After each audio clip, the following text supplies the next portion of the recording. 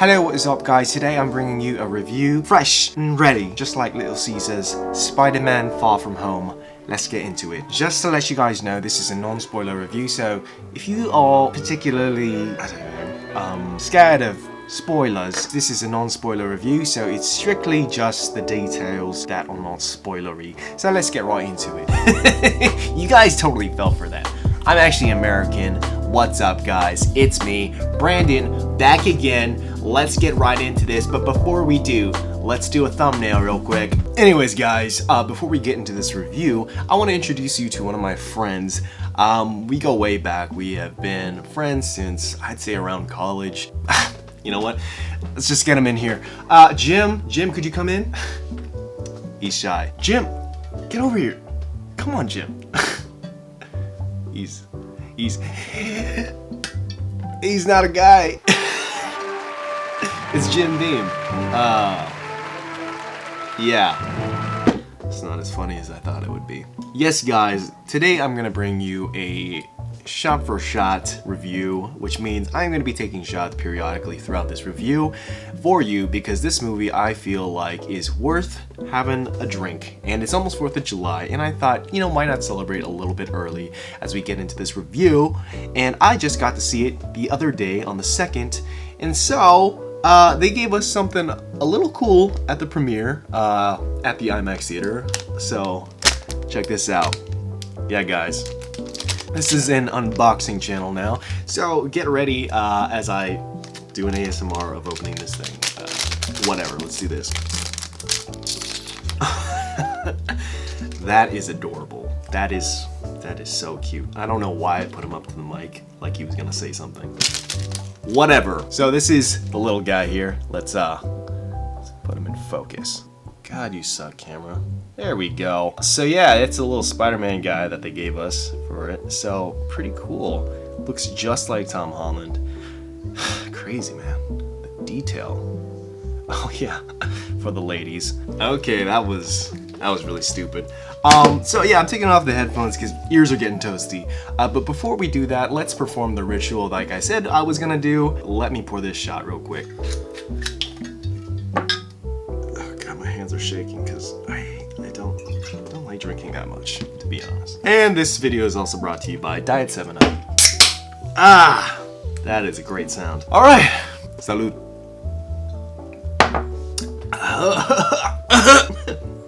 I do this every day.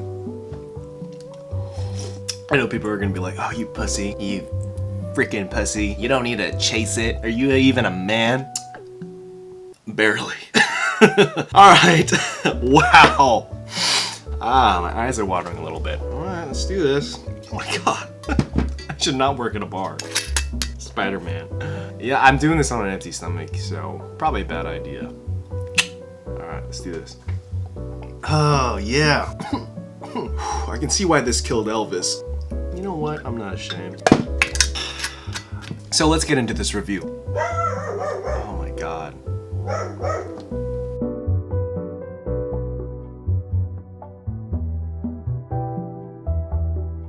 Man, that was a fucking disaster, wasn't it? Basically everything that could go wrong in shooting a video went wrong, except nothing burst into flames, and I think I'm over-exaggerating. So, if you didn't catch from my little drunk rant on the movie, and my head hurts right now, and it's pounding a little bit, so I just want to get out my quick points that I had, and I did write some notes, surprisingly. I was coherent enough to do that, so let's do that. So, I need a second watch for this movie because there are some things and some elements that are spoilery that come at the end of the movie that will make the movie a lot better on a second viewing, which I really appreciated that. But it sucks that the second half is a bit stronger than the first half, even though I really did love the first half for those character building moments and those relationship building moments between Peter and Mary Jane.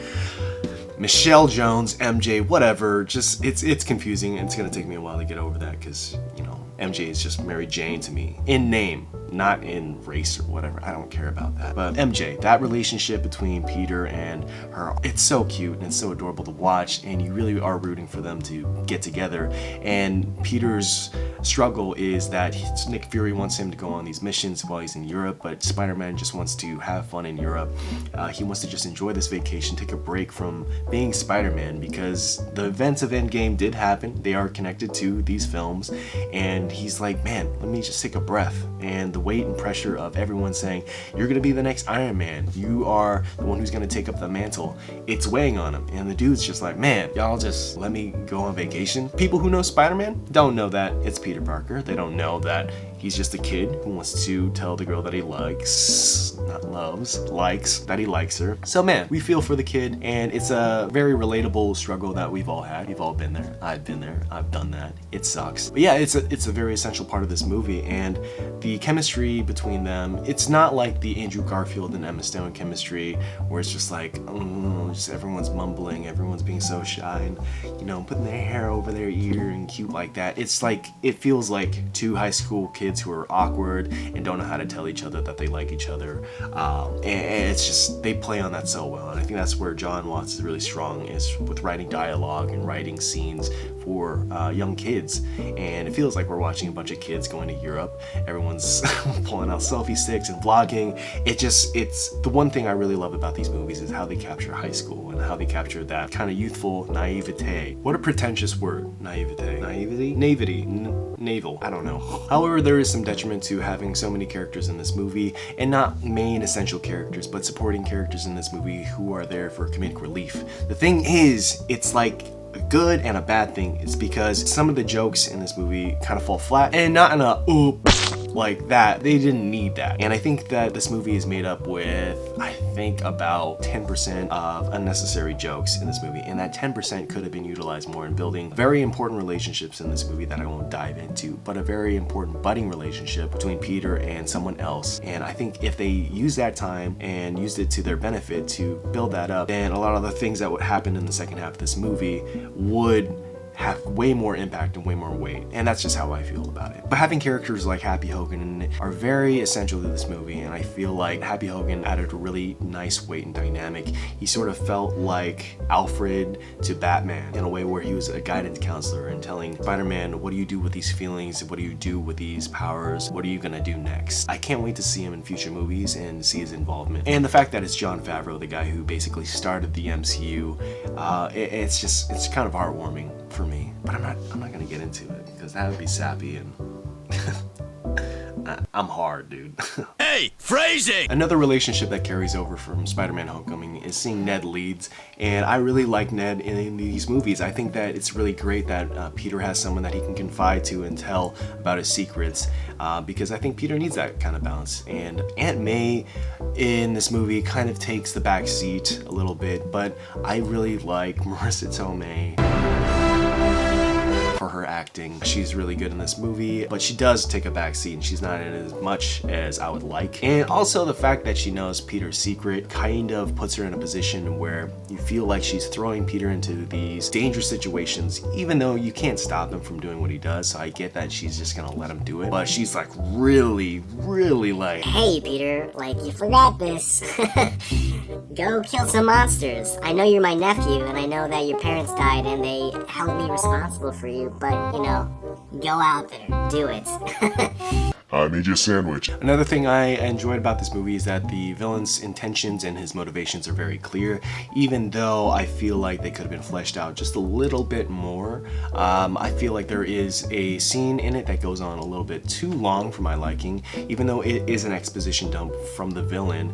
It's that long monologue that he gives, and he literally gets up on a table and he boasts about his plan, but he doesn't do it to the hero, which is really cool. I like the way that they deliver that exposition, but I do feel like it went on a tad bit way too long. So I felt the weight of that a little bit, and I guess that's just a very minor nitpick. And I guess a final thing that I kind of pulled out of this movie that I didn't really like was that Peter is very naive in this movie, and he makes very brash decisions. Oh my god, I can't say that word. I've actually always struggled to say decisions. Anything with decisions. I hate myself. So I'm not gonna say that word. But Spider-Man in this movie makes some really dumb decisions. Some of the relationships that he builds, he is kind of blind to what's going on around him. He doesn't really think too much. And I think it's a lot because of his emotional state, and also the fact that he just wants to have fun, and all these things are distracting him and pulling him from the opportunity to ask Mary Jane to basically confess his love. There are just so many little things like that that I really love, but I felt like they were pulled back just a little bit, and I feel like they made Peter as a character a little bit dumber just to move the plot along. I didn't love that. Peter is usually a pretty smart character in the comic books. Sometimes he can be naive, sometimes he can trust people that he shouldn't trust a little bit too easily. But this movie, man, it just developed some of those relationships way too quick, where you just felt like, hey man, just wait a week before you do that. Think about it. Just think about it. You'll see when you watch the movie. So I guess that kind of wraps up my thoughts on this movie. I would give this movie an 8.3 out of 10. This is the MCU Spider-Man that looks at the events of Endgame and really celebrates the future of the MCU as a whole. However, I feel like it's a little bit too soon to be looking at the future of the MCU with rose-tinted glasses, given what just happened. Tom Holland further proves that he is a great Peter-Man. Although Spider-Man in the MCU, I feel, is lacking some of the great sacrifices that he is accustomed to in his previous film, Tom Holland further proves he is an excellent Spider-Man and Peter Parker, especially for this generation, especially for the MCU. Where moments in this film feel like it's life or death, you can't help but shake this feeling that there's gonna be a joke that's interrupting it, and you would be right to assume so. Essentially, it's the framework of the Lizzie McGuire movie with Spider-Man. It's a much more exciting film than Homecoming was, but it feels like it's paying less attention on who Peter is and why Peter does what he does. Like I said, in that one scene from Civil War, I felt like I got to know Peter and Spider-Man as a character more than any of the other films in this series. I think that the next installment of this movie really needs to push Peter to the edge, and where this movie kind of leaves off really opens the doors to those possibilities, which I feel is really exciting for us as viewers. It's a fun movie with great moments and great visual effects, and great romance as well, but it's just shy of perfect for myself. That mid-credit and that end credit scene, it's just so essential to you viewing this movie. So for my non-spoilery review, I would give it an 8.3 out of 10, but who knows, on a second viewing it could go up. I don't think it's gonna go up to like a 9 or a 10, but it could go up, and it's dog, I swear. Especially those last two moments in the movie, they're like a 10 out of 10. It might push it up to like something higher, but whatever, we'll see. So anyways guys, I'm glad that you enjoyed. I have to evacuate my bowels, so like always, I will see you later.